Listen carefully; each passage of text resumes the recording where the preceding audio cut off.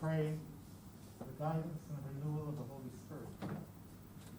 Jesus said, when the Spirit of truth comes, he will guide you into all truth. So, Lord Jesus, your promise, or so we believe, open our hearts to receive the Spirit in all his gracious fullness, and make us sensitive to his guidance, we may know your mind and do your will, for your name's sake. Amen. Holy Spirit, Lord God, giver of life, come to us as a refreshing and strengthening power. Purge out of our lives all that denies your inspiration. Keep us alert to your challenges.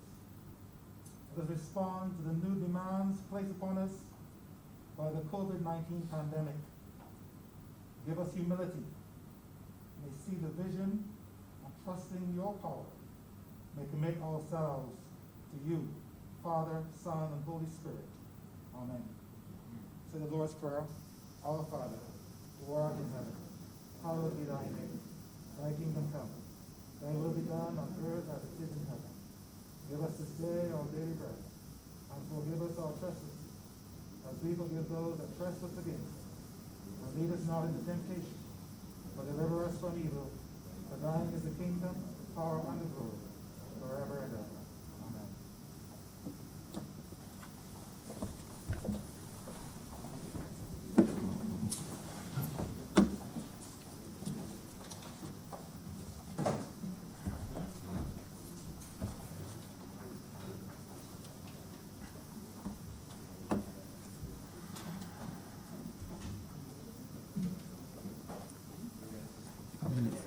You got minutes.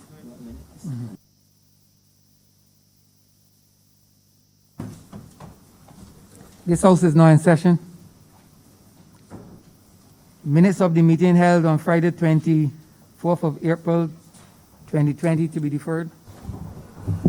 Mr. Speaker, I beg to move that those minutes be deferred. The questions are the aforementioned minutes be deferred. All those honorable members in favor, please say aye. Those against, please say no. Me think the ayes have it. The minutes are hereby deferred. Announcements by Your Honor the Speaker. The report of the Honor General for the year 2019. Messages from Her Excellency the Governor General. Petitions, papers. Honorable Leader of Government Business. Mr. Speaker, I am commanded to lay the annual reports and audited financial statements of the Grantley Adams International Airport, Inc. for the years ended March 31st, 2017 to March 31st, 2018.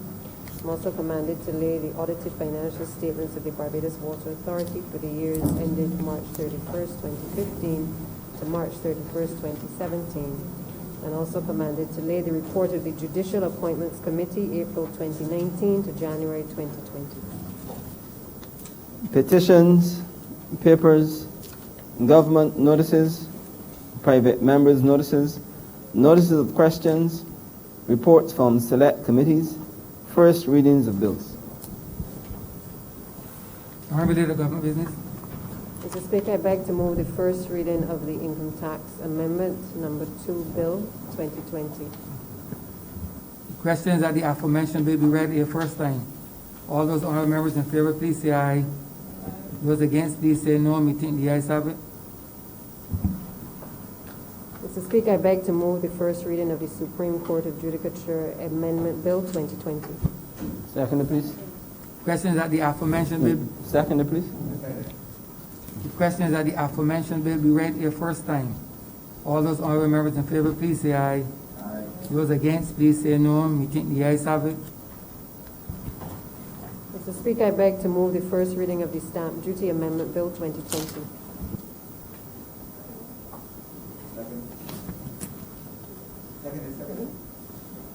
The questions that the aforementioned bill be read a first time. All the honorable members in favor, please say aye. Aye. Those against, please say no. Me think the ayes have it. Mr. Speaker, I beg to move the first reading of the Registration of Judgments Amendment Bill 2020. Get off fight. Get off fight.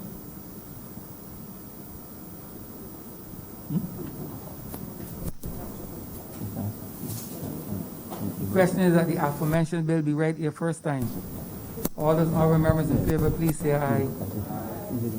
Those against, please say no. We think the ayes have it.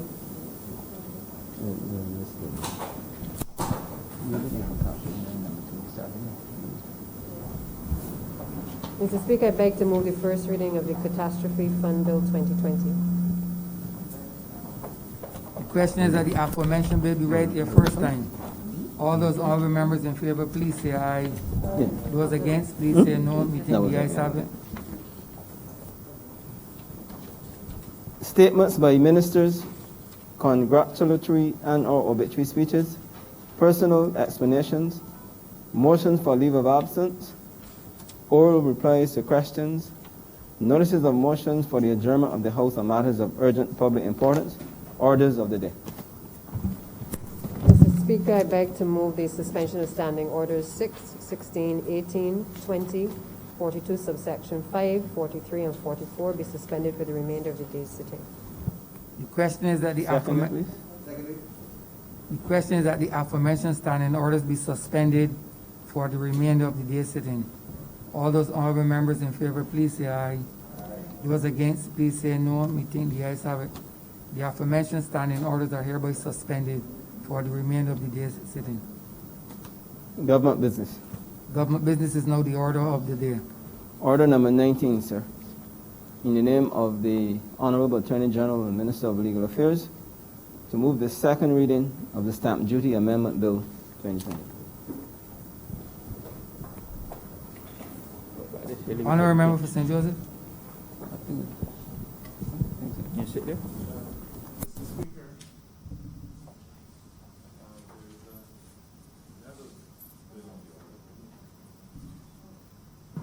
Mr. Speaker, there's another bill on the order paper which is connected to this one, and I therefore would like to ask if we could have a cognate debate. The two matters are inextricably intertwined. Orders 19 and 20.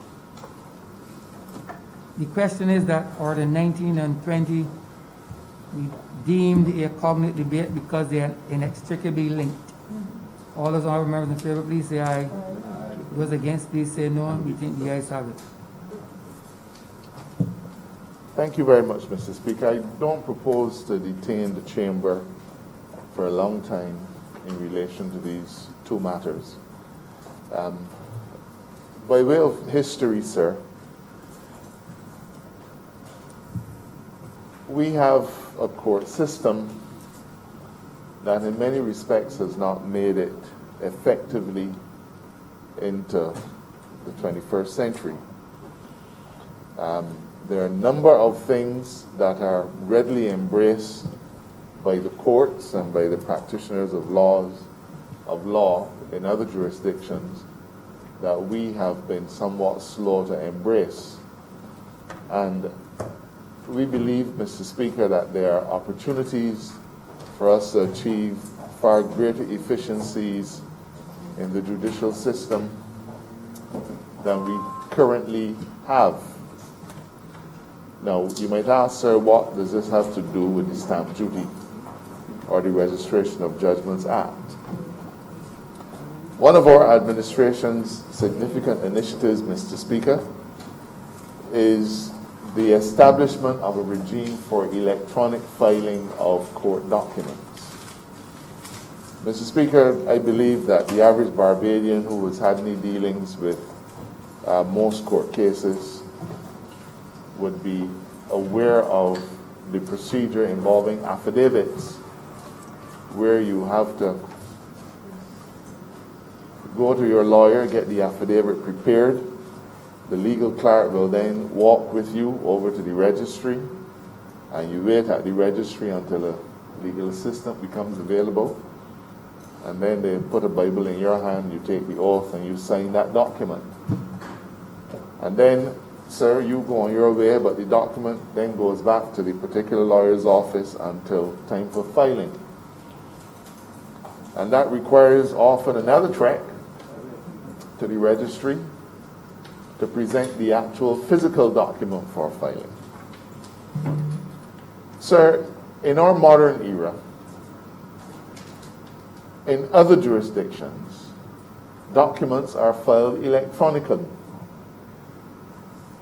I'm sure, sir, that as a person who has practiced before the Caribbean Court of Justice, you would immediately admit that nobody goes to a registry to have something signed, then to send it down to the CCJ for filing.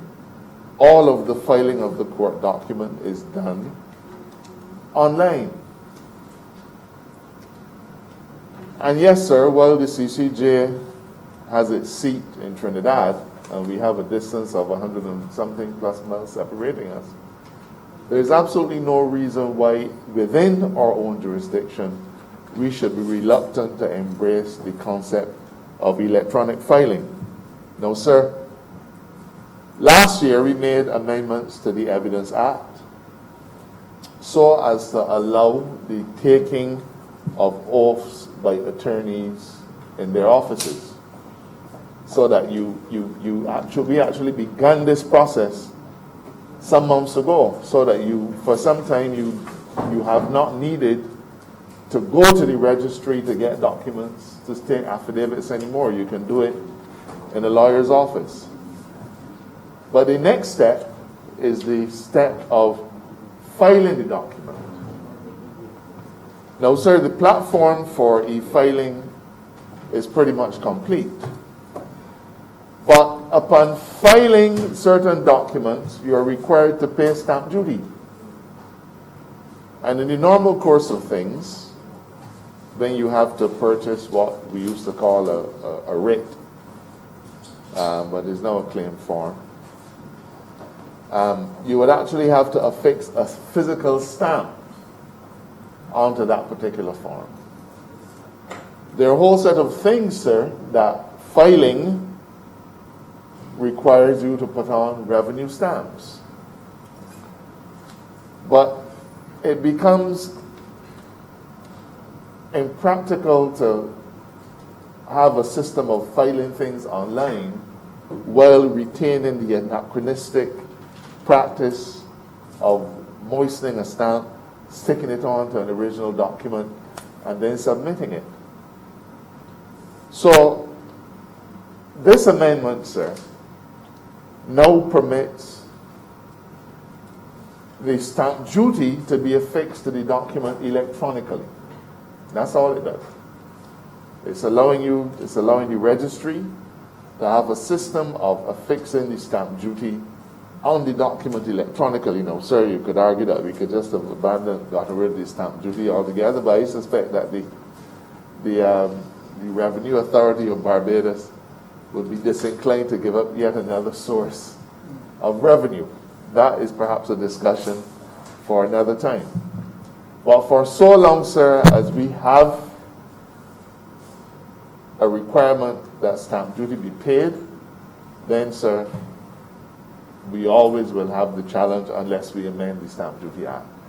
And this amendment is a very simple one. As I said, it allows revenue stamps to be affixed to the document electronically. Now, this perhaps opens a broader discussion that is not appropriate for today, but revenue stamps are attached to deeds, stamp duties are paid. We have a Stamp Duty Act, as we're amending it now, and physical stamps are attached to a whole set of documents. Well, for the longest time, sir, you could actually have gone to the Treasury, paid the stamp duty, and the Treasury would just put a little round stamp on it and said duty paid, and write in the amount of stamp duty that you paid without actually affixing any revenue stamps. So this is the completion of a circle or of a cycle, and it facilitates the legal system of Barbados moving swiftly towards a system of electronic filing. Now, sir, this will, I believe, not only create efficiencies, but help to reduce costs of transactions. Now, it isn't to say the stamp duty is no longer paid, but anytime it is paid, but anytime you make a system more efficient, minimize the amount of time that legal clerks have to go over to the registry and stand in line to file documents and so on, then, sir, you allow the system to function more effectively, speedily, and that will always have an impact on the cost equation. The other element, sir, is the registration of judgments. Registration of judgments, when a person gets a judgment, you complete a form and you file it, you pay the filing fee, and you get a judgment registered. It's a paper-based process, sir. It's a paper-based process that doesn't really facilitate searching to see if judgments are registered against you. And this too, we can do more effectively. And this amendment to the Registration of Judgments Act will now allow the Registrar of the Supreme Court to maintain an electronic register of judgments. So, what is it that we're doing? We're trying to bring the administration of justice and at the same time the practice of law into a modern era. We're not reinventing the wheel, sir. All of these are things that are done and embraced by jurisdictions across the world. We regularly complain about the delays that are attendant with the judicial system. And while these amendments will not solve those problems, they will certainly allow for even the judges to work more effectively.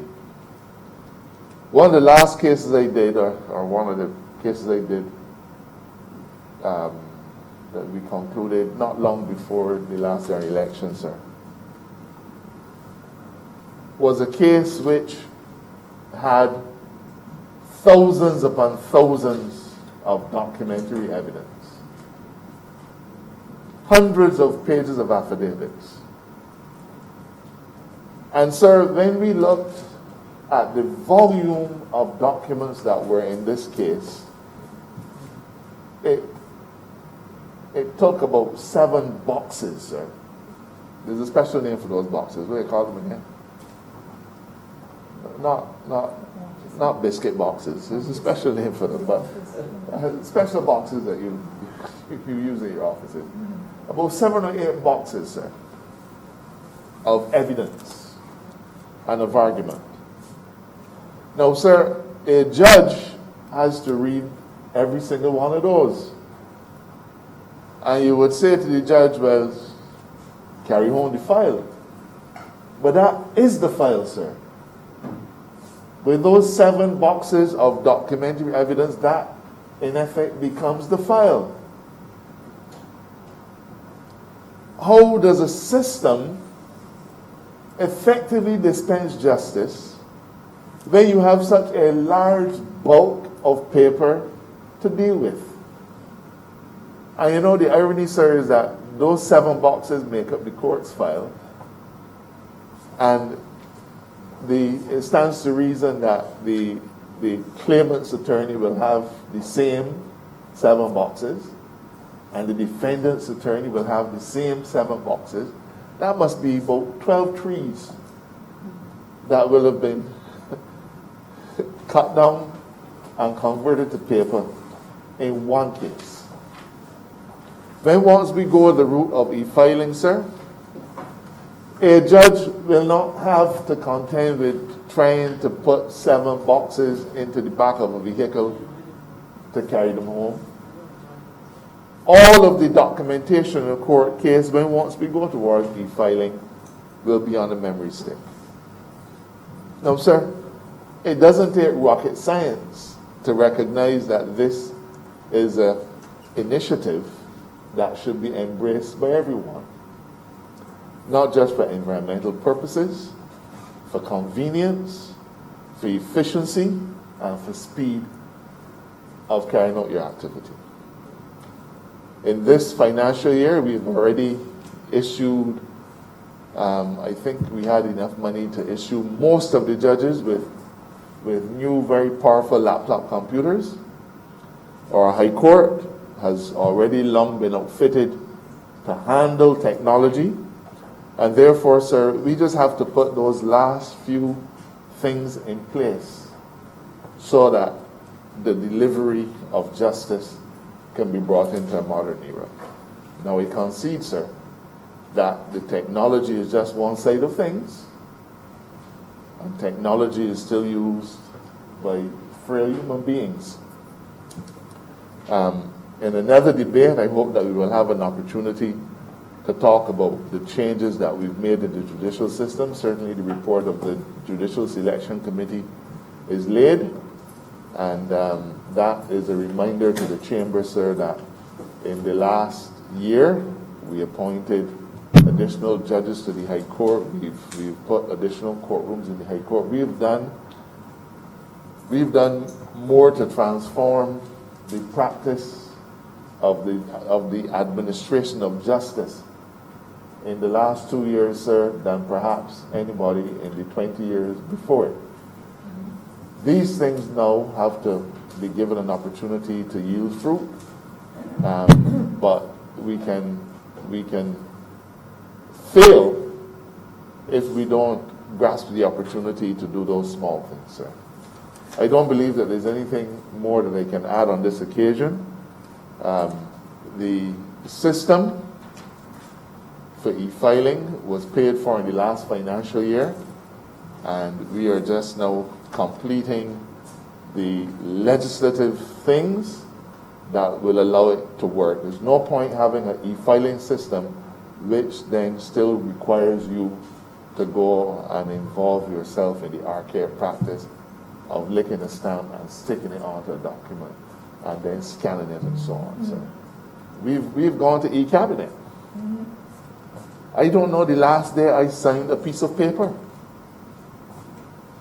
because for the most part the things that I signed are all done electronically. Those are the directions, sir, that the technology has taken us in, and we must not refuse or fail to seize the opportunity because of any timidity that we may have.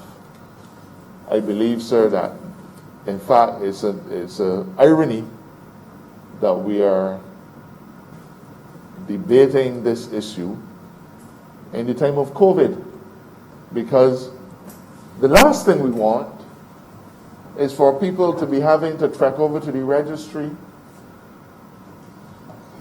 with or without face masks.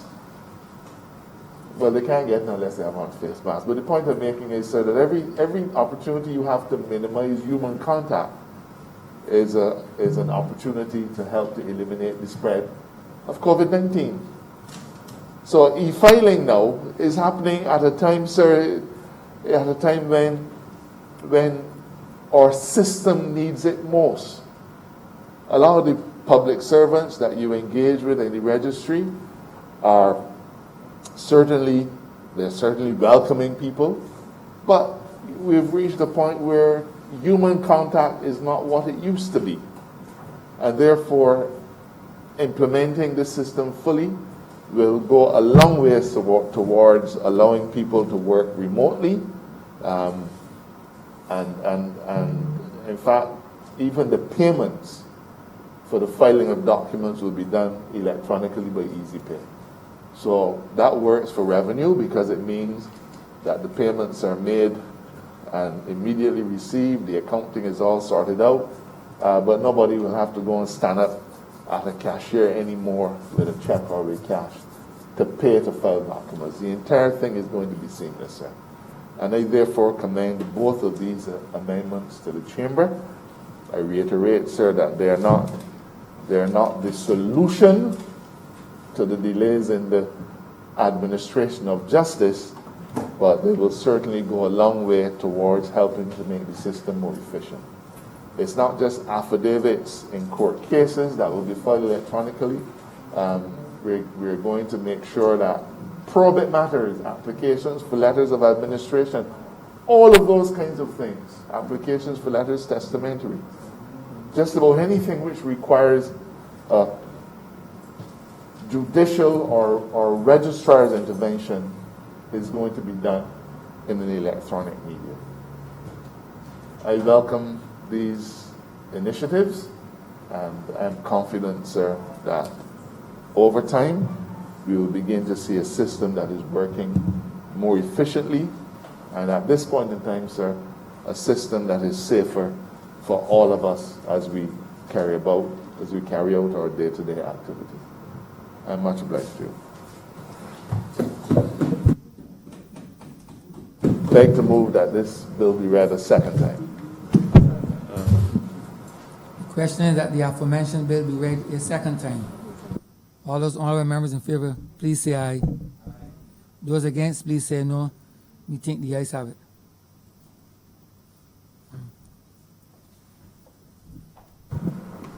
Mr. Speaker,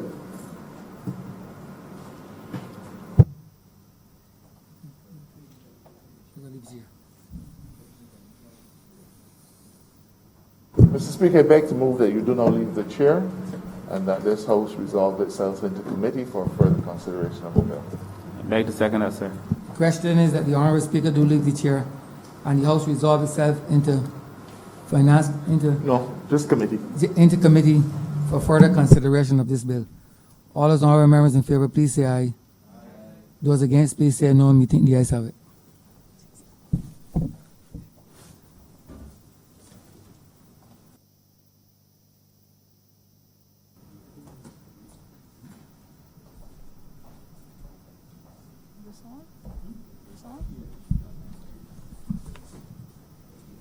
This House is now in committee.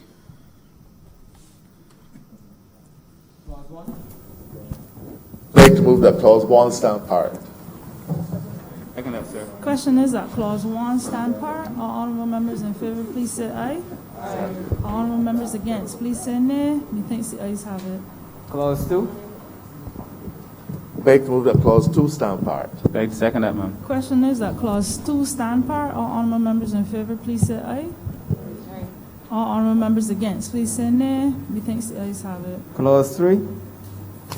Beg to move that clause 3 stand part. I beg to second that, ma'am. Question is that clause 3 stand part. All honorable members in favor, please say aye. All those against, please say nay. Methinks the ayes have it. Clause 4. Beg to move that clause 4 stand part. Beg to second that, ma'am. Question is that clause 4 stand part. All honorable members in favor, please say aye. All those against, please say nay. Methinks the ayes have it.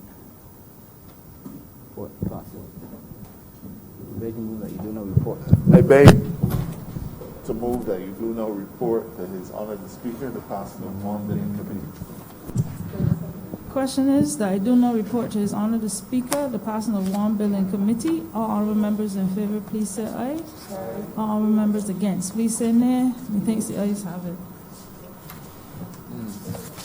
Is that?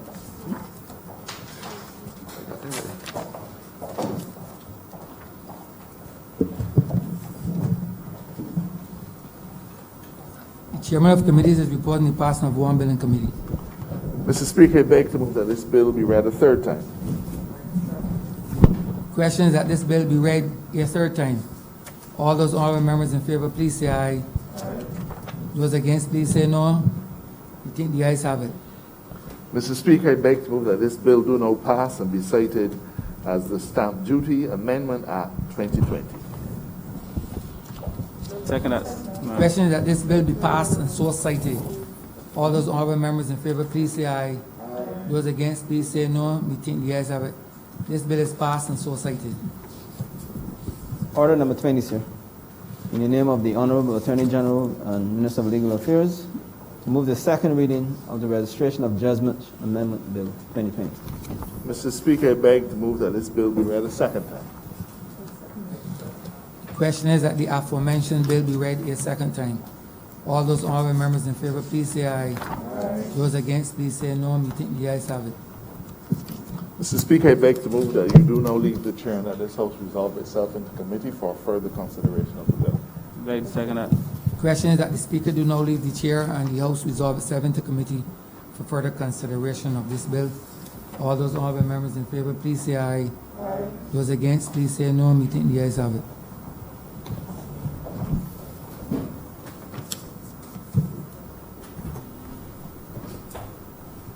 This House is now in committee. Clause 1. Like to move that clause 1 stand part. Question is that clause 1 stand part. All honorable members in favor, please say aye. Aye. All those against, please say nay. Methinks the ayes have it. Clause 2. Like to move that clause 2 stand part. Question is that clause 2 stand part. All honorable members in favor, please say aye. All honorable members against, please say nay. Methinks the ayes have it. Report. Madam Chair, I beg to move that you do not report to the Speaker the passing of one bill in committee. Question is that I do not report to His Honor the Speaker the passing of one bill in committee. All honorable members in favor, please say aye. All those against, please say nay. Methinks the ayes have it.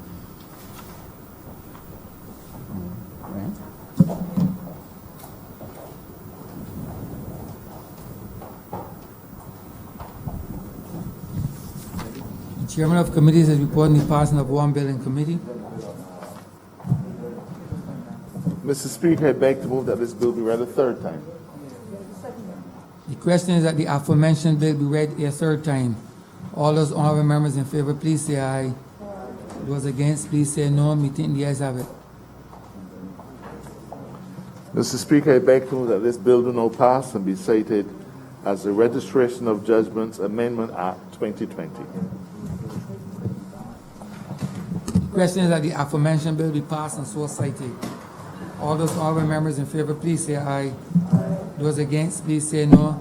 Methinks the ayes have it. This bill is passed and so cited.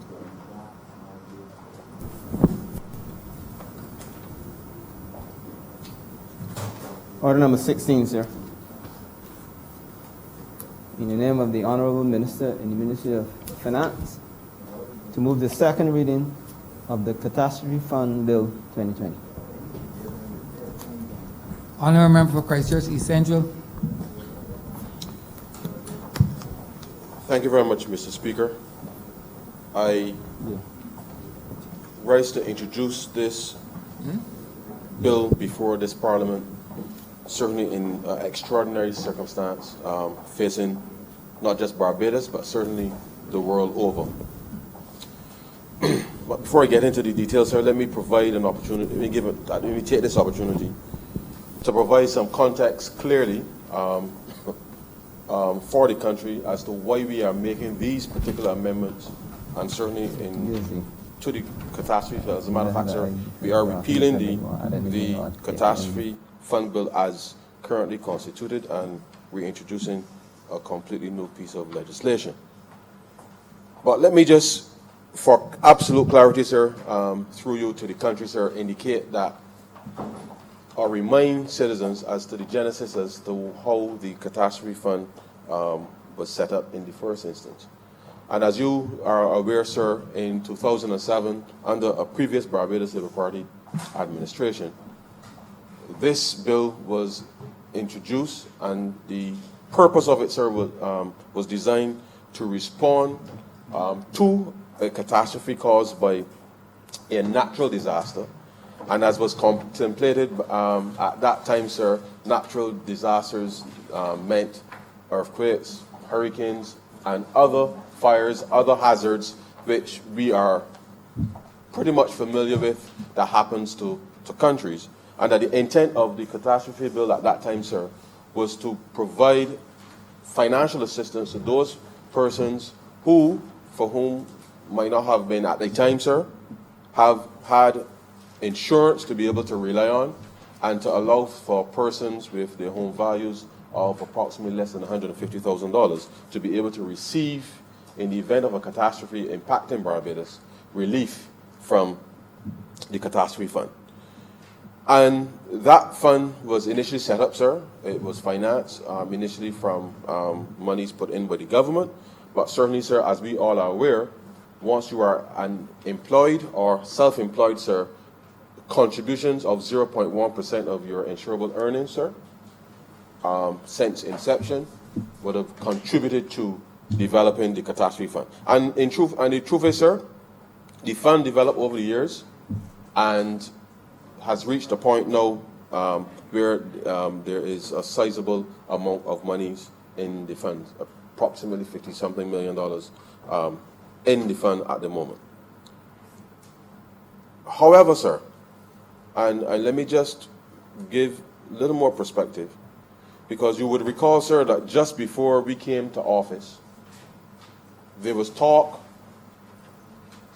and this is probably 2.5 years ago now, sir, approximately. There was talk about abolishing the Catastrophe Fund. As you are well aware, the economic circumstances facing this country prior to us taking office, there was some contemplation by the previous administration that they were going to abolish the Catastrophe Fund and use the monies in the Catastrophe Fund at that time to be able to help finance government's operations. And as a party in opposition, we rightly said then that it was not the proper use for those funds, because you would have left, sir, persons exposed in the event that a catastrophe or something would have struck Barbados and had a significant impact, certainly not just on the economy, but on the livelihoods of Barbadians. And we still believe, sir, that that was the right argument to make at that time.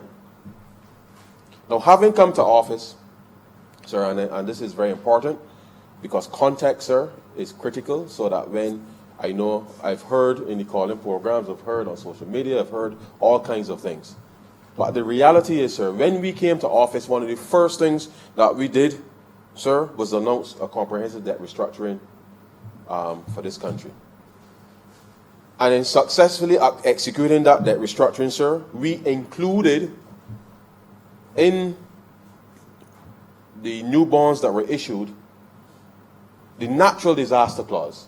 And you will recognize, sir, that in so doing, we felt that it was important that if a natural disaster impacted Barbados, that rather than have a disorderly default with respect to debt, that it made sense to ensure that the country and the government had the space to be able to respond and to rebuild the country as required. And this, sir, was in the context of seeing what happened in Dominica, what happened certainly in Bahamas just last year, sir, and all of the other tropical storms, as we recognize, sir, that we have been seeing a significant increase in the number of Category 5 hurricanes coming through the region. And therefore, we designed the debt restructuring to put us in a position that if Barbados happened to be impacted significantly, sir, by a tropical storm, a hurricane, what have you, that created mass devastation in the country, that rather than having to be forced to continue to service debt, that we could use the debt payments to actually rebuild, sir, the economy faster. Now, having done that, sir, and it's important to understand the principle behind that, because when St. Kitts in the early 2000s, sir, had their first hurricane, they borrowed, sir, to rebuild. And as they were rebuilding, 2 years later, sir, in the midst of trying to come back, the second hurricane hit. And St. Kitts, sir, we saw what happened to St. Kitts in terms of its ability to, one, first maintain payments on the first loan, but then having to go back to the market again, sir, in the midst of the hurricane, to be able then to obviously borrow again. And therefore, St. Kitts in the first decade of the 21st century would have gone through quite a turbulent period economically because of those two hurricanes that would have impacted St. Kitts significantly. And we saw the trajectory with respect to St. Kitts' debt profile. And so having come to office faced with significant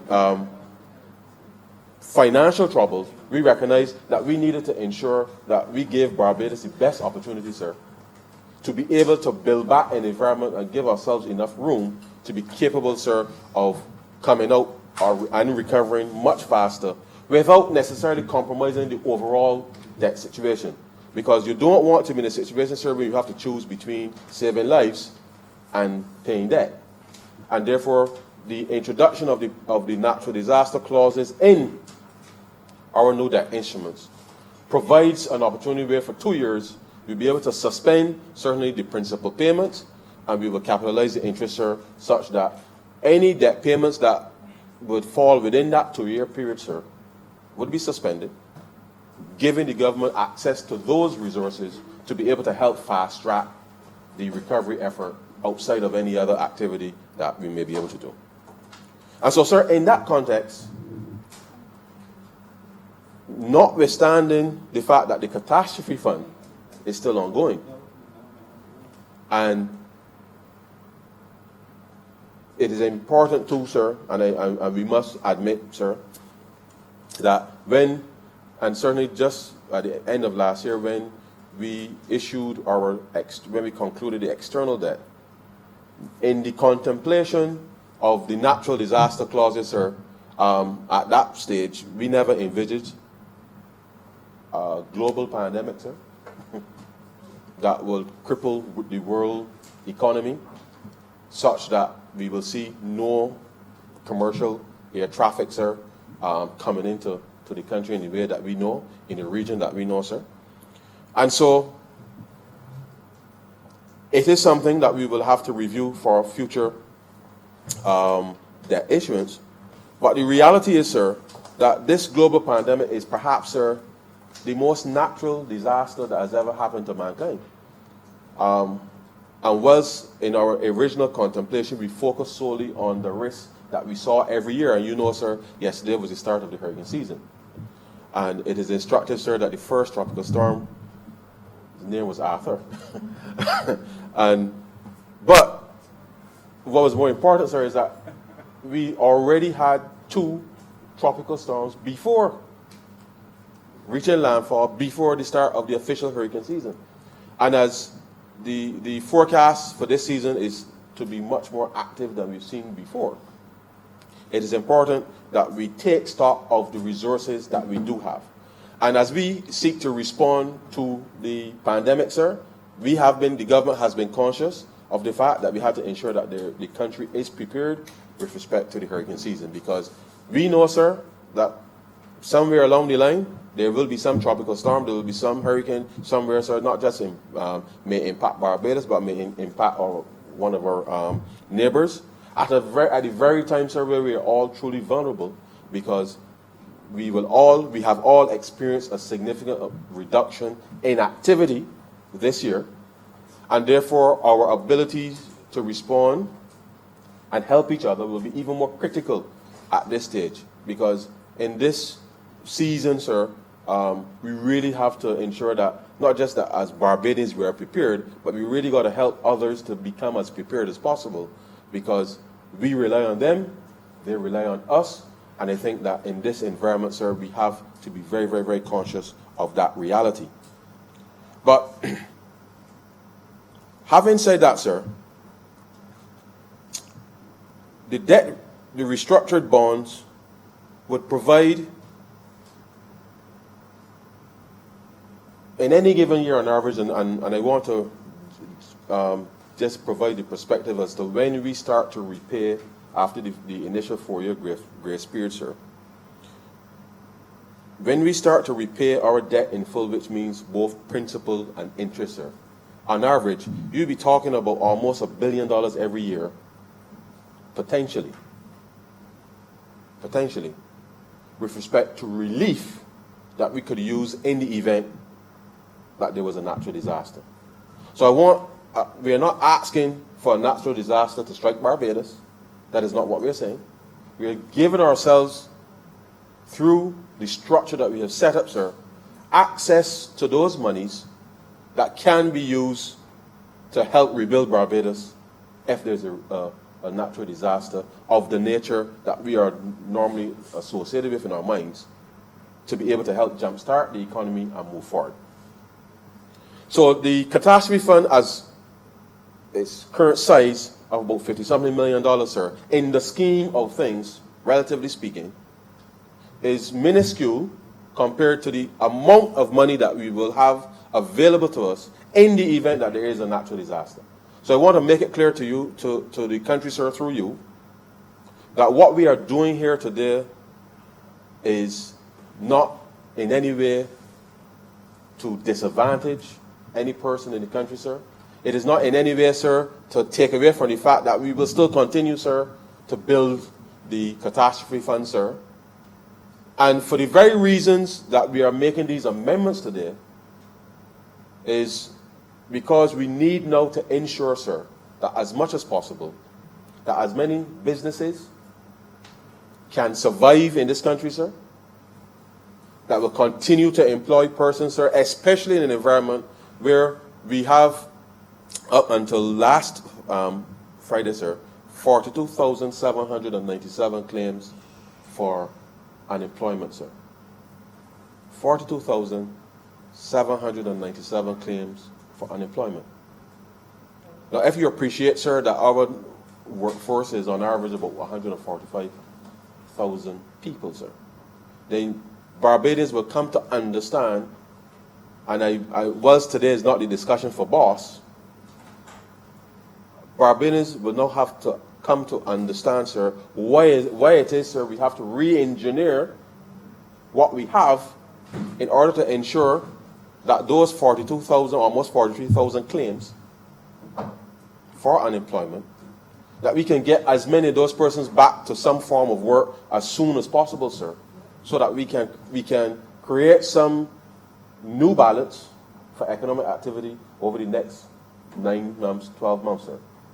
Because it is important for the functioning of our society, and sir, if nothing else, when certain persons used to speak about Barbados is more than an economy, it's a society, then you will truly understand that in a context, sir, of 43,000 claims for unemployment, that there's really little difference, sir, between the two. And therefore, what we are seeking to do, sir, despite all of the calls to say no to this and no to that, and the reality is, sir, our job as the government, sir, is to respond and to be innovative to the times. And we are doing so conscious, sir, that those persons who now find themselves unemployed, not because of anything that anybody in this room or in this country would have done, sir, but complete external circumstances has meant, sir, that our effectively, once we have remained open to the world pretty much is closed, sir. And Barbados now has to navigate its way through a very critical time. And the way that we respond to ensure that we can have as much domestic activity, sir, is absolutely critical in order to ensure that we can maintain a level of social stability that we have all become accustomed to, and that we all value. And so we don't come to these decisions lightly, sir. We are the government. The people elected us 2 years ago to make decisions on their behalf.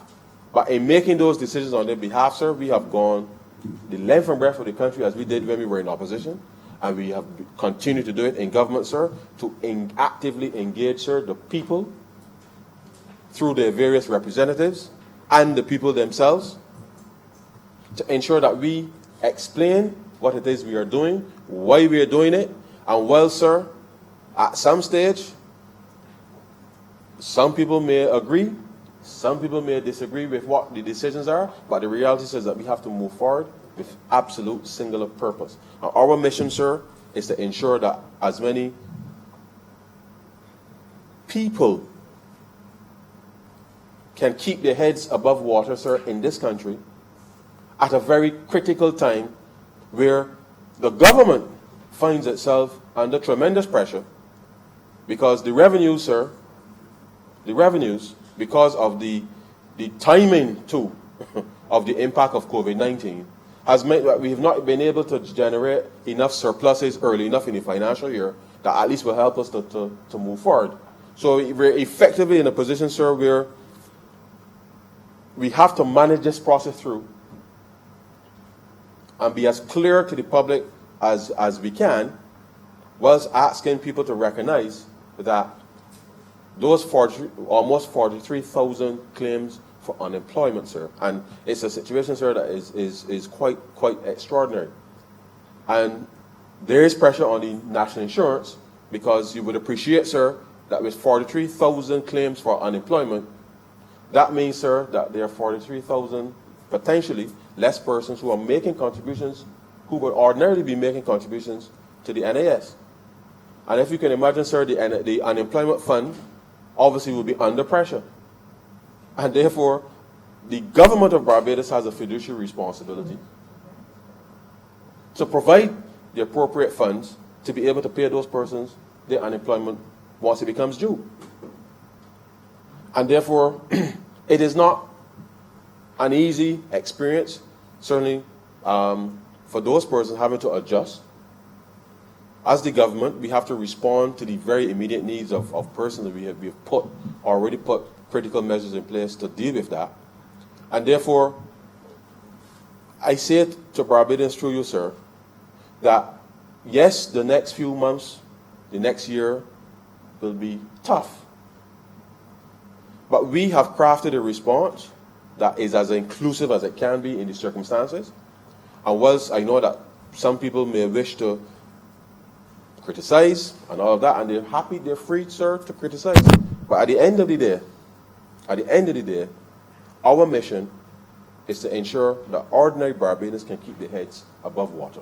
And there are myriad of ways, sir, that can happen, and therefore we want to be in a position to help accelerate, sir, and ensure that people can have some measure of choice. It may not be the wide set of choices that you would have under normal circumstances, but at least you have an opportunity to be able to move forward. And that's part of the reason, sir, why we're here today with respect to this bill. Now, I say all of that, sir, to say that if we have a catastrophe fund with monies in it, we have, on the one hand, sir, businesses that in an environment like COVID-19, sir, we are now, because of uncertainty, and it's important to understand that in this environment, the human psyche changes. And people then start focusing on survival. But an economy cannot run on survival, you know, sir. Because whilst we have seen over the last 2 months, sir, more activity at supermarkets than perhaps we probably would see under normal circumstances, the reality is that what people are purchasing would have been purchased in the supermarkets, sir, and I'm not making any excuses for anybody, but this is just the reality. The margins based on the product of the products that are being purchased in the supermarket, sir, would have been, for the most part, allowing people to survive. But those items, sir, are not generally the items that will make money for the enterprise. It costs to provide those things. And therefore, whilst we have seen a lot of activity at supermarkets, that does not translate necessarily into supermarkets making money. And I'm making that point to say, sir, broadly speaking, that unless we get people to a stage in this country, sir, where they are comfortable about their future, that we can see a slight shift in expansion from essentials to some other optional type of expenditure that allows other people to earn money, then we will find ourselves in a situation, sir, where the economy / society, sir, will have some real friction. And the reality is that our response in terms of building out a response to this real catastrophe called COVID-19 is rooted in getting as many people, no matter what profession they're engaged in, to be earning, which means we have to reorient ourselves slightly, sir, away from that. But I accept, sir, that in the short term, people have to survive. And that survival is rooted in the incomes that they have coming in on a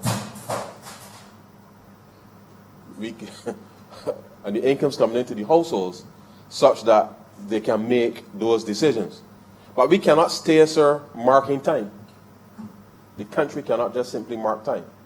We have to provide opportunities for as many businesses, as much business activity outside of that essential expenditure in order for us to be able to move forward. And therefore, we have seen, sir, and I want to, at this stage, I know that the the member for the city has been at work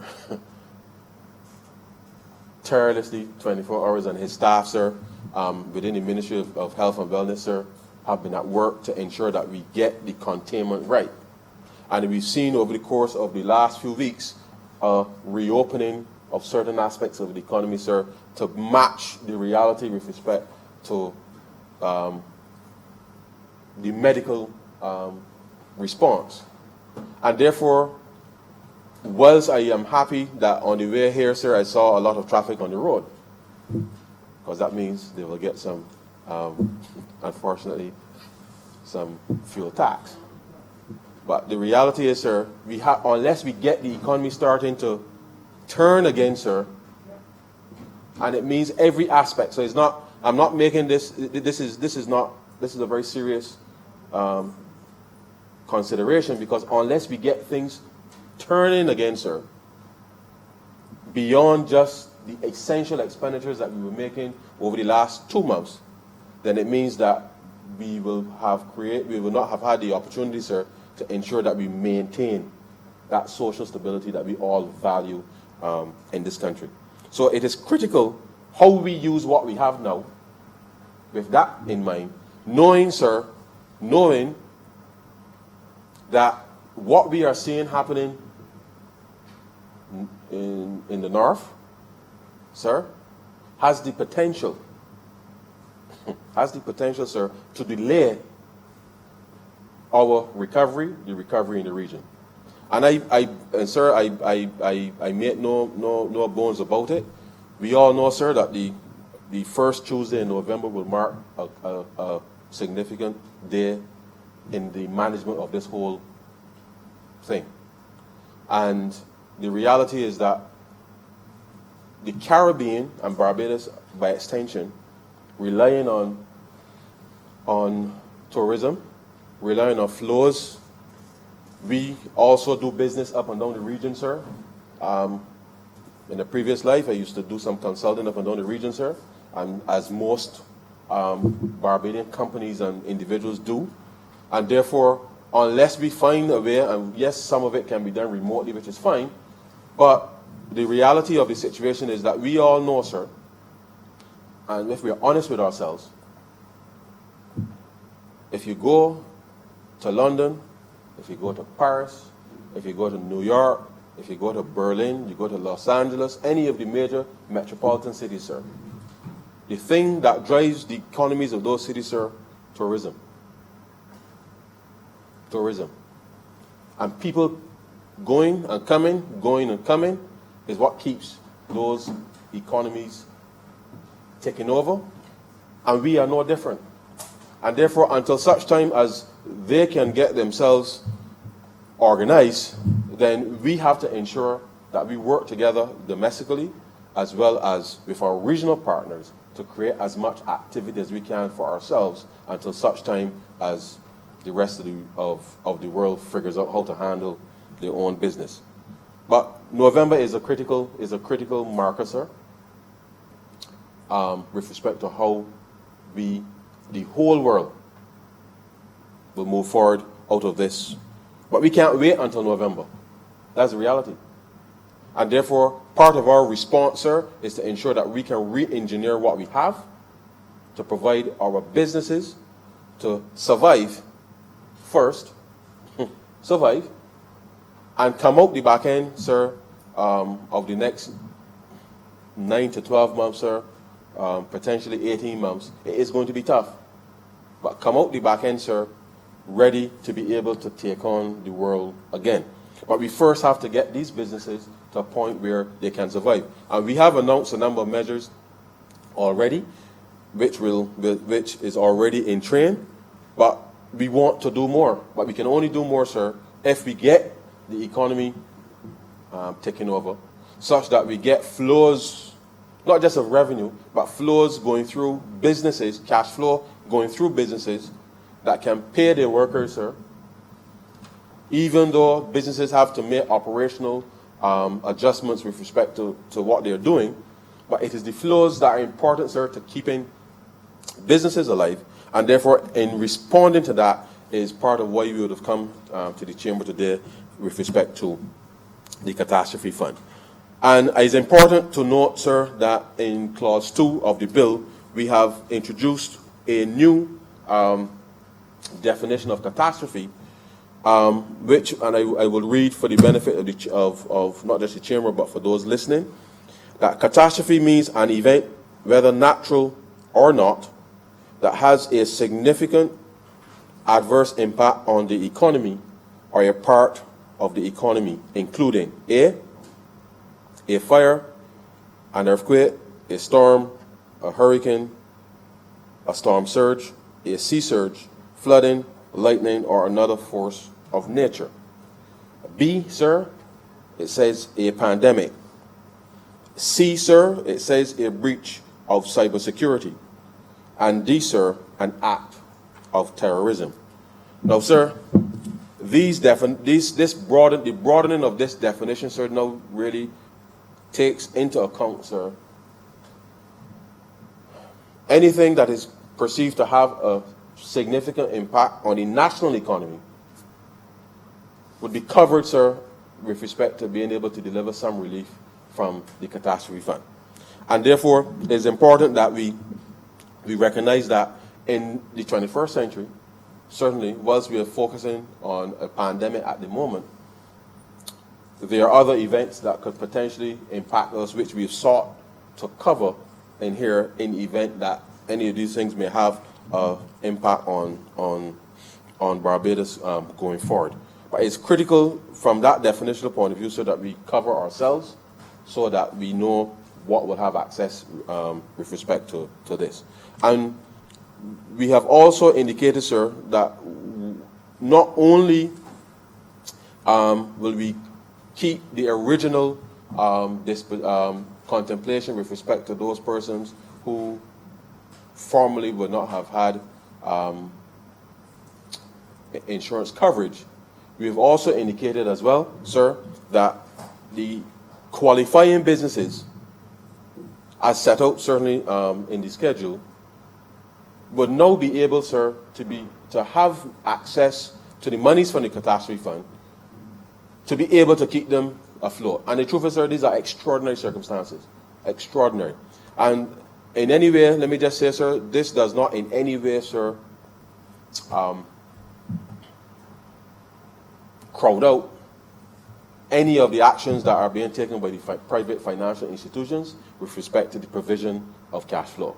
But the reality of the circumstances is that in this kind of environment, sir, government has to play a much larger role, but we have to do so in a smarter way as possible. And we are seeking to do that by being able to ensure that we can respond to two specific instances using the monies from the Catastrophe Fund, and I will get into that a little further. But the reality is, sir, we have to use what we have. And we have to use what we have in a creative way in order to ensure that we can get as much business activity, which then helps to reduce as much as possible, sir, that 43,000 claims, almost 43,000 claims for unemployment that we have seen so far.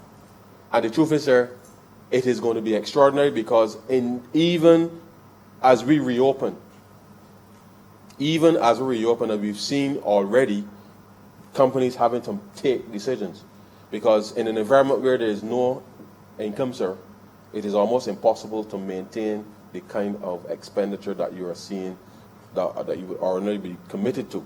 And therefore, businesses have had to take decisions operationally in terms of the way forward. And therefore, it is important that as we reopen responsibly, and we are doing so in a phased way, that we can do, as much e-commerce as possible, because if you can do as much e-commerce, then that helps, obviously, for you to focus on delivering the service as opposed to having to deal with persons in face-to-face, potentially helping to reduce your cost of operations. And that's why it's important, and I urge the entire business community that this is the time now really to get fully into the 21st century with respect to your practices. Because the things that we have been accustomed doing, sir, actually cost us a lot more to do.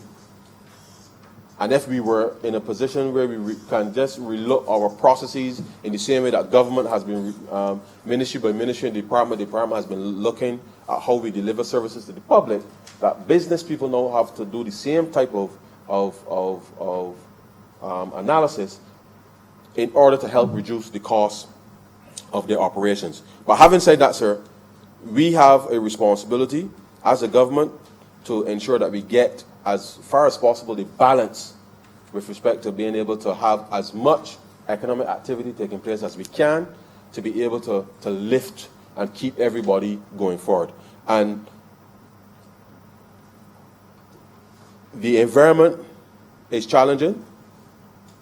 This is just one part of our response, sir, to that very challenging environment. And we are not going to throw up our hands, sir, and say that we can't get it done. We're going to keep working, sir, day and night, as we have all been working, certainly since May 25th of 2018.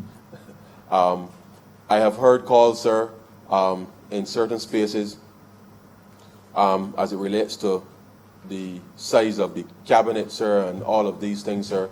And the truth is, and I reiterate here again, sir, the country has to judge the government on the basis of its performance, sir. And in this environment, if we don't have many hands, sir, lifting, then we will find ourselves, sir, with almost 1/3, sir, of the workforce. Almost 1/3 of the workforce out of work, sir. I cannot imagine how we can move forward if we don't have as many hands at the table, sir, to be able to help lift this load. And therefore, it is important that the country focuses on what is required to done to get everybody out of this hole, rather than focusing on who they think, sir, should be tossed aside. And it is important, sir, to understand that the government's response is to keep every single Barbadian household, sir, afloat during this time, so that we can all come out of this together. And the reality is, sir, that it is going to be difficult. And we have crafted responses to be able to allow us at least a little space to be able to respond to the increased demand for government services, as you can appreciate, sir, would happen at this time. And so, sir, Clause 3 just gives the background in terms of how the fund was set up. Before, the purpose of the fund, sir, at Clause 4, is to provide financial aid to eligible persons and qualifying businesses, sir, in need of such aid as a result of a catastrophe, as redefined before. The claim, sir, for financial aid, and it speaks to, at Clause 5, a person described in the first schedule, and you would note, sir, that the first schedule is pretty much the same as the previous one in the context of the persons that will get the relief in terms of what was contemplated under the scenario of natural disasters causing physical damage to the country. Clause 6, sir, and this is where we have made some changes, because in the previous contemplation survey, it was purely about physical damage to the economy and that assessment. We've decided, sir, that we will create two committees, one that will focus on the physical catastrophes and one that will focus on the economic catastrophes, which are outlined in the second schedule. And I'll come to that, sir, a little later. The management of the fund, sir, at Clause 7 speaks to the National Insurance Board obviously being responsible for the management of the fund, which we all know, and as to what's set out there. Clause 8, sir, speaks to the accounting function in terms of the Director of National Insurance having the responsibility for keeping the proper accounts of the fund and recording, obviously, any specific transactions there too. Clause 9 speaks to reports, which is as standard. Clause 10, laying of reports. Clause 11, sir, the offences with respect to persons that may seek to obtain financial aid under false pretenses or giving incomplete information or with respect to that. And clause 12 gives the minister may make regulations providing for the management of the fund, B, providing for the manner in which claims may be made, and C, generally for the proper administration of this act. And of course, sir, clause 13 is the amendment to the schedule, and 14, sir, speaks to the repeal of the existing bill. So let me just, sir, go to the first schedule and come to the disruption of, the first schedule speaks to the destruction of homes by catastrophe, which, as I said, sir, would have been the previous contemplation or the existing contemplation under the Catastrophe Fund Act. And therefore, nothing has changed with respect to the fact that if there was a hurricane or a fire or earthquake or any of that, that persons can still claim financial aid from the Catastrophe Fund in this manner. And so therefore, nothing has changed with respect to that. So the original intent for the Catastrophe Fund still remains for those persons who may experience property damage or destruction of property with respect to a natural disaster. So that, and just for clarity, sir, it says a homeowner, owner of a chattel house valued at not more than $150,000, sir, who occupies the house and who earns less than $25,000 annually, is from the 1st of April 2008, actually, sir, entitled to a grant in such amount as is determined by the Physical Catastrophes Committee. And it goes on, sir, to speak to whether the house is constructed with wood and brick and a whole set of other things that are there, sir. And so nothing has changed with respect to that. What we have changed, sir, is at clause 2 of the first schedule, and it relates now to the disruption of business by a pandemic and related containment measures. And therefore, sir, this is where now we are making provision for, as we have already announced, sir, and indicated that there are two things. There are self-employed persons, sir, who have been making contributions to the national insurance. And in these circumstances, sir, if persons have had to be laid off as employees, they would have gone to the national insurance scheme and are, in fact, will receive unemployment benefits. Now, sir, under normal circumstances as a self-employed person, you know, you make your contributions to pension and sickness. There is no obviously in the scheme of things, and for lack of a better phrase, as a self-employed person, you can determine when you work or not, and therefore you would not have access to unemployment in the same way as an employee would.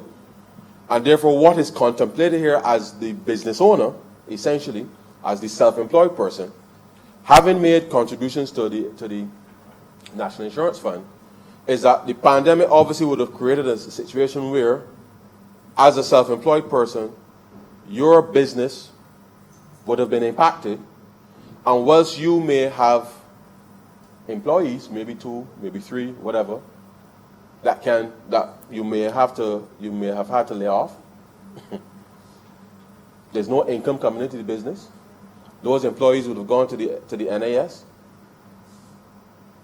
because as a self-employed person making NAS contributions, you would have been paying NAS for your employees.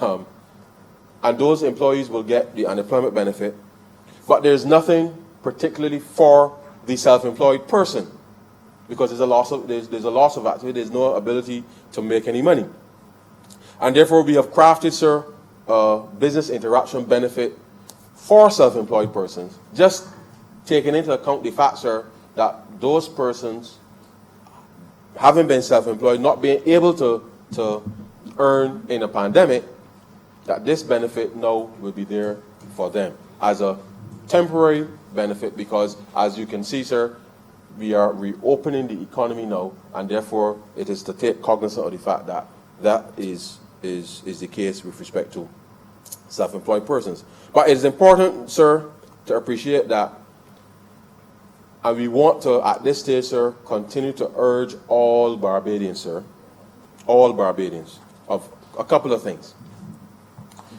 One, sir, do not assume that people, and I say this, sir, without any malice, it is the responsibility of every citizen, sir, to check and to verify that any statutory obligations that are being taken from your salary, sir, is actually being deposited at the appropriate institutions. Over the course of the last few weeks, sir, as I've been doing tax clinics, sir, online, I've had to say to ask persons participating, can you confirm that this money that is shown here at the Revenue Authority as in your account, that you actually earned it? And the reality is, sir, that we have all taken things for granted that once the payroll slip is done and they send you the payroll, sir, and it goes to the bank and all of that, we all take it for granted. But the reality is, sir, is that we all have to take just a little time to verify that if somebody has taken monies from my pay and said that it has gone to the BRA and said that it has gone to NIS, it is really still your responsibility to check and verify that it is so. Because it is at these very times, sir, when people may be expecting to receive a benefit, only them to realize that no monies were deposited into your account for some time. And I think that it is important, sir, that as employers and employees be responsible in managing this going forward. And therefore, employees cannot simply absolve themselves of the responsibility of checking periodically to ensure that their accounts are up to date. If you have an issue, then obviously I know that there's a process for compliance with the NIS, and I know that certainly it is not in keeping with good labor relations practice to deduct monies from people's pay and not put it into either the National Insurance or the BRA with respect to those things. So it's something that is important, sir, that we recognize that as a society, we have a responsibility to each other. We have a responsibility to ourselves. But I want to urge those self-employed persons, as well as those employers who would have submitted the schedules, but not necessarily the monies, that we understand that in this environment where we want to maintain as much jobs as possible, that we have to find a workable solution that allows for people's contributions to be made, for businesses to be compliant, and that we can get as many self-employed people compliant with their national insurance contributions, such that if any of this is to ever happen again, that people would be clear as to what it is they will be eligible for. And I will get into that a little further. But at Clause 2, sir, in the first schedule, it speaks to the disruption of business by a pandemic and related containment measures.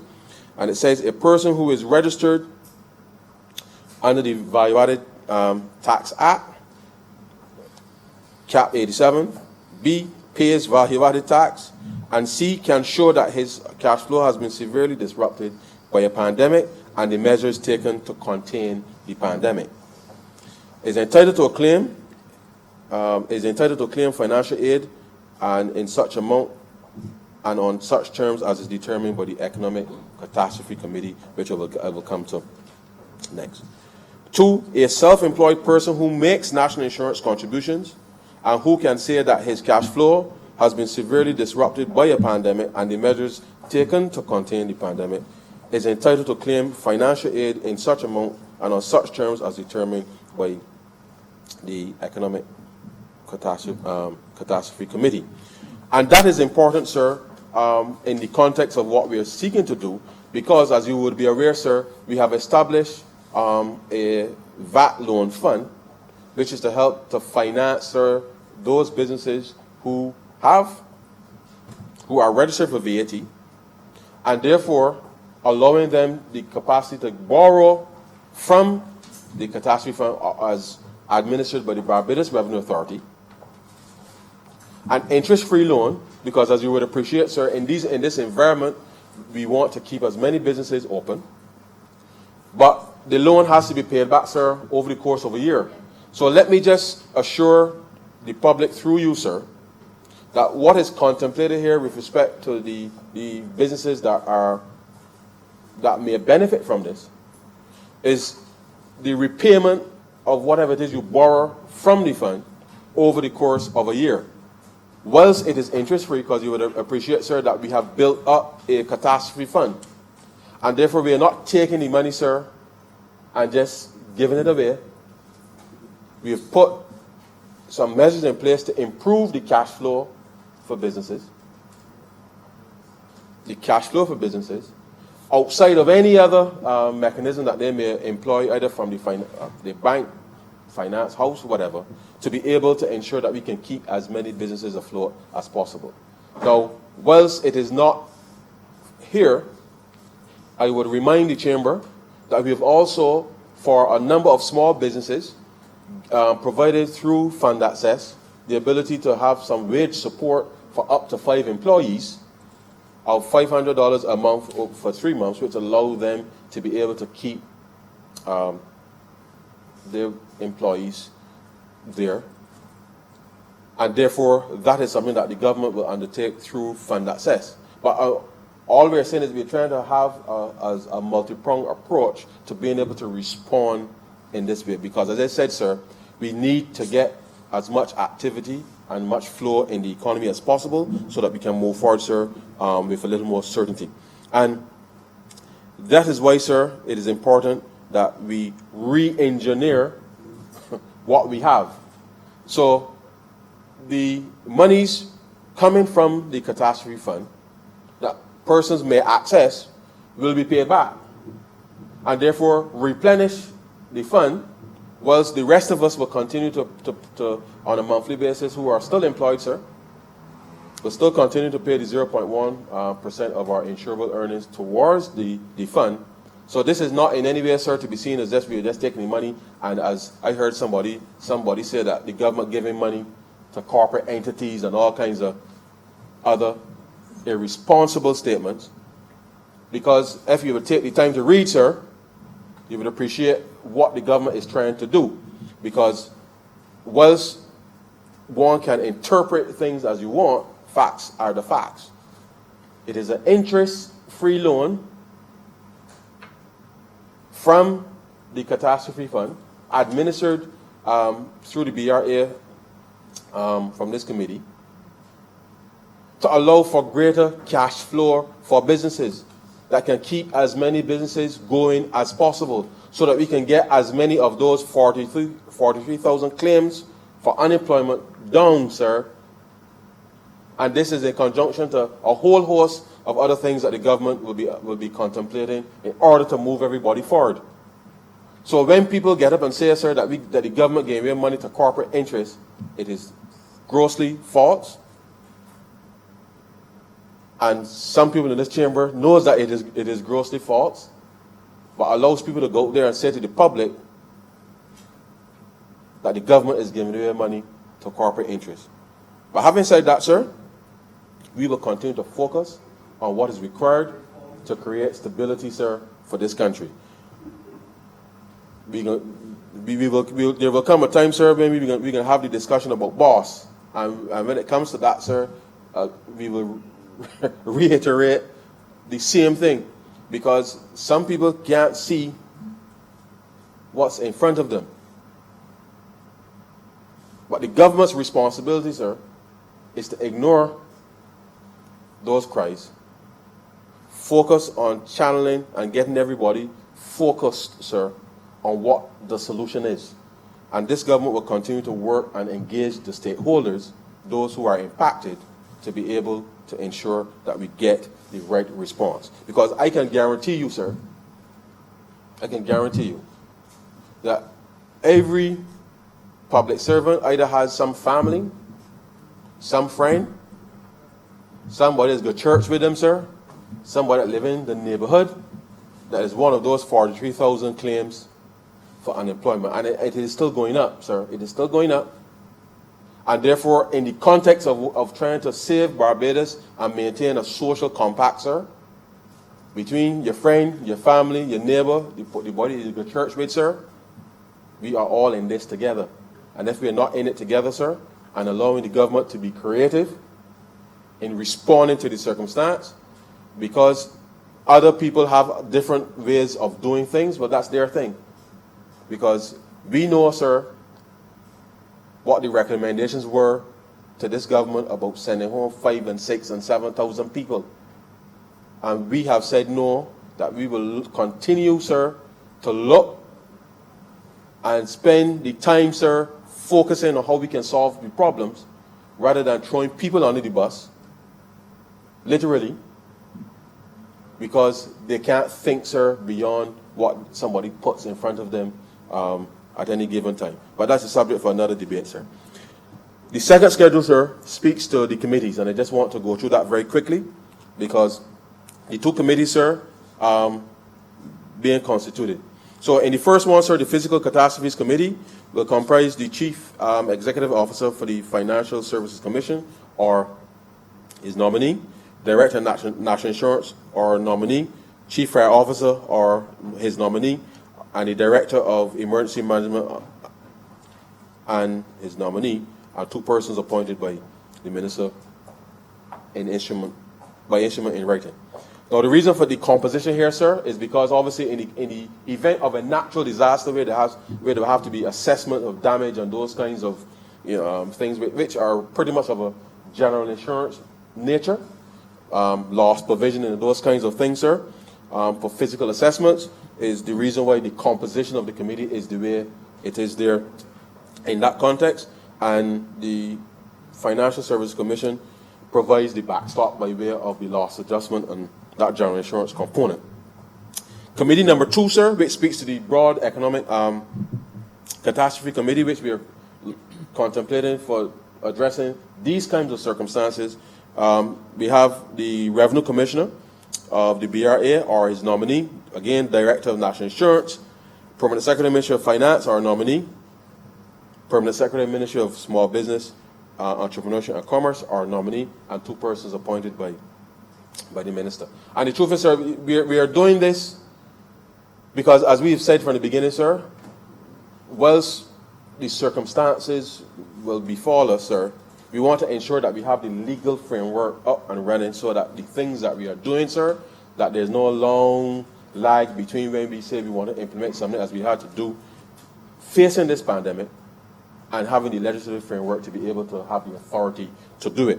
So we've crafted this second committee to focus on that because the truth be told, sir, as was in the previous bill, the Chief Fire Officer really would not be appropriately deployed for assessing claims of a business nature or the Director of the Department of Emergency Management. And therefore, again, you have to comprise these committees, if you like, sir, to be able to deal with the particular problems that come to hand. And that is important, sir, so that you don't have, there's that old saying, sir, I'm not suggesting, there is that old saying of square pegs and round holes. I'm not saying that the Chief Fire Officer is a square peg. I'm just saying that his peg is to deal with the physical disasters and the damage that will come in that assessment, whilst for this purpose of the economic catastrophes, that we have people that will have the expertise and focus on that. And therefore it's important that we create the committees that are fit for purpose such that they can get on with the work. But the truth is, sir, this is important because given that there will be no relief from debt because of the pandemic, our ability to put some monies into the system creatively at the very time, sir, that our fiscal circumstances are a little uncertain, and a little uncertain only in the context that with the halt of tourism and other related activity. And whilst we know that in the scheme of things, in terms of how our taxes are generated, and given that we all know that tourism, for example, but just by way of example, we all know that from inception, tourism always had half the VAT rate, and therefore will not necessarily contribute by way of VAT revenue the same as the rest of the economy. But the point is, it's still a part of the economy. We knew that the structure of a number of these tourism entities, in terms of the concessions that were given, never really paid in terms of corporation tax a whole lot to corporation tax. But the reality is that a whole set of income tax on behalf of the workers would come in to the treasury. And obviously the workers spending in the economy would then add to VAT coming back into the economy. So therefore, the reality is that whilst, depending on where you look, the impact in terms of the cessation of tourism and related activities would have an impact on revenue, our ability now to ensure that the rest of the economy can continue is critical. And therefore, with those types of conditions, it is important that we get as much activity going as quickly as possible in the economy, such that we can get the country moving forward. And it is instructive, sir, that, and I just want to indicate, sir, that the persons who will benefit from this, they can go to the Barbados Revenue Authority's website, www.bra.gov.bb, and they can complete the form, and the form can be sent to loan fund at bra.gov.bb. And therefore,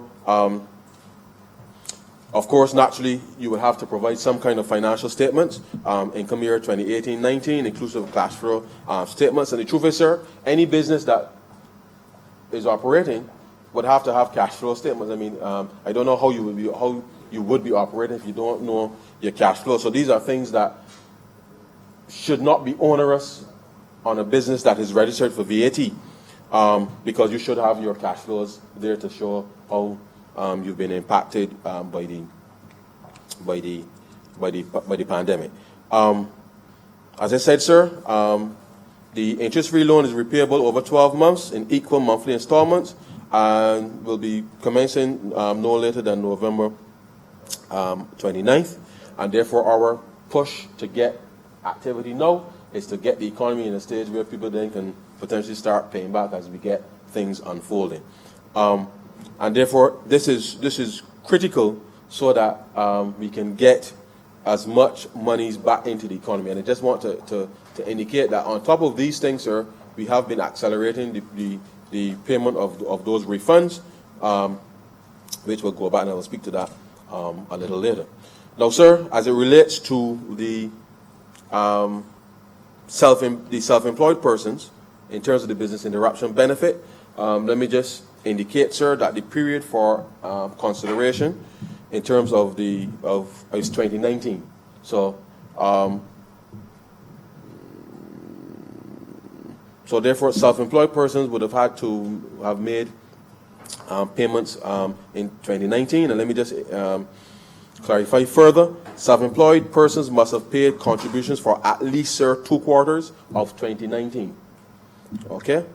And those payments would have had to have been made by April 27th. So what we're talking about here, sir, is that for persons, when the pandemic hit, and I know it because normally, and just by way of explanation, self-employed persons normally would pay at the end of they pay on a quarterly basis at the end, the 15th of the month. And so, unlike employees where you get monthly deductions, they normally would pay a quarter's worth of contributions at any given time, so 4 times a year. So once you've made 2 quarters for 2019 payments, should be fine. Self-employed persons, sir, who registered with the National Insurance Office after the 2nd quarter of 2019 must have paid contributions for at least 1 quarter of 2019 by April 27th, and that obviously would have gone already. Persons in receipt of any form of pension, sir, from the NIS obviously will not be eligible for the thing. So there are a couple of things. There are persons who may be, which I've personally made a representation to me personally on it, pensioners who are working. They are self-employed. But of course, sir, if you are self-employed, technically in the context that you're working in that type of arrangement. But if you're already a pensioner, you're not making any further contributions to the fund. So therefore, if you're not making any further contributions to the fund, you're not technically self-employed, you just happen to be working pretty much on the side in that arrangement. So for those persons who are already getting pensions, who may be working in a self-employed capacity, obviously you would not have been making any further contributions to the National Insurance Fund. And then it says here, sir, so if you go to the NAS website, sir, you will get further details on it, www.nas.gov.bb, and the form can be downloaded from there, sir, and once you complete it, you can scan and email it back to self-employed.queries@bginas.gov.bb. And so, sir, I urge all businesses, all self-employed persons, between the NAS and the BRA, I know, sir, they're under pressure. And I want to say at this point, I know that it has been an extraordinary effort to respond to those 42,000, almost 43,000 claims for unemployment. I can say to the public that the staff at the National Insurance Scheme, sir, have been working to try to ensure that they can respond as quickly as possible.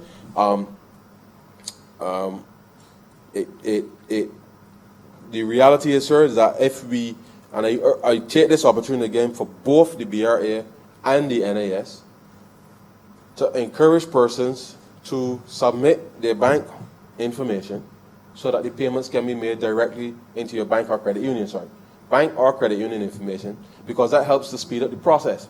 Because if you can imagine us trying to print 43,000 checks every 3 weeks, the time it takes to print, the time it takes to put in the envelope, the time it takes for the postman to get to you, that is time. And therefore, I urge everybody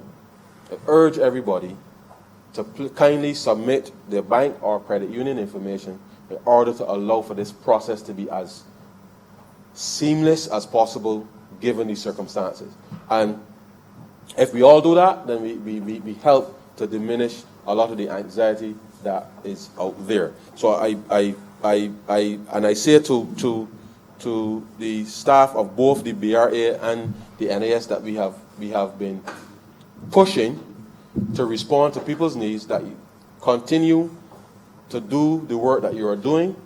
I know people are complaining about calling and ain't hearing the body, and it is, I understand the stress that we are all under. And I ask the public's patience, sir, because it is a trying time for everybody. And I know that they are working to respond to people. And whilst the level of response to calls and what have you is not the best, I do know that the staff of both institutions have been working to process those refunds in the case of the Barbados Revenue Authority, as well as dealing with the unemployment claims and other claims too, because let's not forget that there are other claims on the NAS as well. And I beg certainly the country's patience, sir, as whilst we've given more resources to the NAS to be able to manage this, it is really an extraordinary effort, sir, for them to be able to respond. I do have the numbers, is in my